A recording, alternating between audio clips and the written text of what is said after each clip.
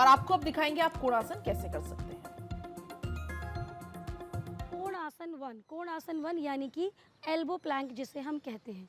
तो कैसे करना है, अपने दोनों एल्बोज पे आएंगे, अपने दोनों पंजों को इन करेंगे, टोज इन करेंगे, अपने बटक्स को उठाएंगे। हाँ, अब इसमें ध्यान रखेंगे, अपने कोहनी को थोड़ा सा आगे लेंगे। आपका जो कंधा है और जो कोहनी है वो एक 90 डिग्री पोजीशन में होनी चाहिए।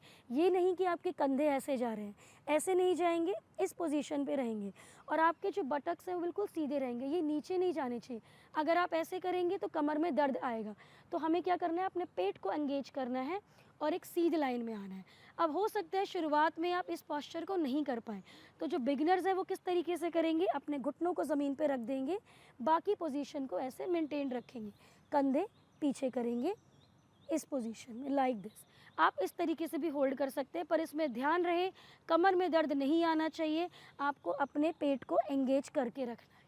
सो इससे क्या होगा, आपकी कोर की भी मांसपेशियां सही हो रही हैं और जो हमारी साइड की जो कोर मसल्स होती हैं उसमें मजबूती आती है। तो इस आसन को भी आप जितनी देर होल्ड कर सकते हैं, कम से कम 1 मिनट तक होल्ड करने की कोशिश करेंगे।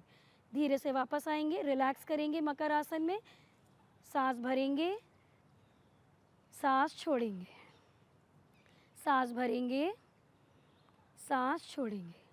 अगला अभ्यास जो हम करेंगे अपनी साइड ऑब्लिक मसल्स के लिए वो है पूर्वोत्तानासना। सो पूर्वोत्तानासना के लिए सबसे पहले दंडासन में आएंगे। तो धीरे से उठेंगे, दोनों पैरों को सीधा सामने कर लेंगे, दोनों हाथों को पीछे लेके जाएंगे।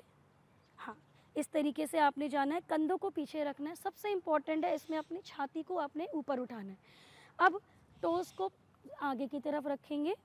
अब श्वास भरते हुए अपने बटक को उठाएंगे। ध्यान रहे आपकी कोर की मसल्स बिल्कुल एंगेज होनी चाहिए, उसको लूज़ नहीं छोड़ना है। जब आप इस पोजीशन में आ जाएंगे तो धीरे से अपनी गर्दन को रिलैक्स करना है। आपकी गर्दन में किसी तरीके से खिंचाव नहीं आना चाहिए। तो इस पोस्चर से हम क्या कर रहे हैं कि जो हमारी साइड की जो ऑब्लिक मसल्स होती हैं उसमें मजबूती आती है और खिंचाव आता है। तो साइड की मसल्स हमारी स्ट्रॉन्ग होती है। तो जब भी कभी हम बाल्टी उठाते हैं भरी हुई पानी की, तो क्या होता है, हम इस तरीके से उठाते हैं तो हमारी कमर में लचक आ जाती है, क्योंकि इस मसल में मजबूती नहीं होती है। तो इस आसन से हम इस मसल की मजबूती कर रहे हैं, जिसकी वजह से कोई हम भारी सामान उठाए तो हमारे कमर में दर्द नहीं आए। कोशिश करें इस आसन को 10 काउंट तक शुरुआत में होल्ड करें, फिर धीरे धीरे 1 मिनट तक। धीरे से वापस आएंगे और शशांक आसन में रिलैक्स करेंगे। तो शशांक आसन में जाएंगे, अपने दोनों अंगूठों को मिलाएंगे पीछे से, दोनों घुटनों में थोड़ा सा गैप करेंगे और फिर धीरे से नीचे रेस्ट करेंगे, अपने फोरहेड को टच कर देंगे।